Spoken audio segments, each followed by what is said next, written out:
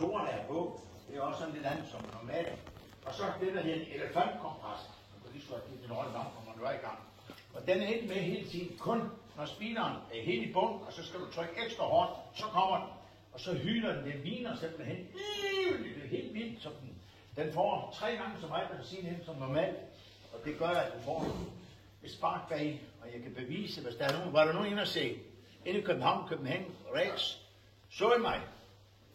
Ja, du sagde at drikke bare op bag, så jeg. Men så sagt, ham der restaurerer og laver dem, han får lige Bielefeld. Og faren, han er 85 og har været med lige fra de bygden med næsten.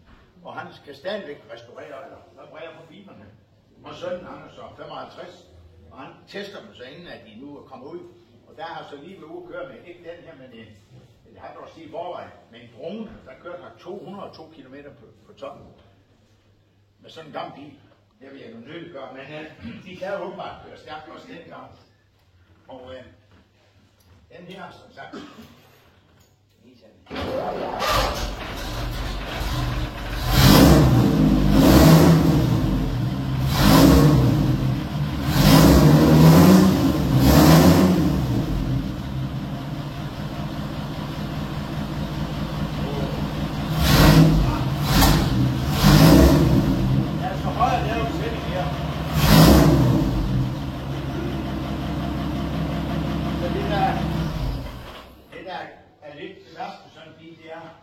speederen sætter imellem kobling og bremse.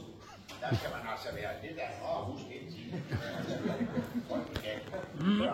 Og det er det faktisk på Mercedes, og nu er der de gamle, der står over i krogen derovre, både Maseratien og Bugatien og hvad her den er, Alfa Romeo, de har alle sammen også speederen i midten. Og jeg ved ikke hvorfor. Jeg har aldrig nogensinde kunne få at vide hvorfor. Grunden til, at de højre styr mange racerbiler, det er jo, når man kører på den måde, man kører rundt på banen, så er det bedste til at højre side. Nogle af dem er jo så kun til et sæde. Den er der til 2 sæder her. Og så den tysker her, så er der altså en bil, og så en hvid kit på det, så er det jo hvide biler, det er jo tyske. Nu er den godt nok sort, den her. Jeg kan godt se her. Prøv at se. Må det klære mig. Tror du, det vil fandme dig op?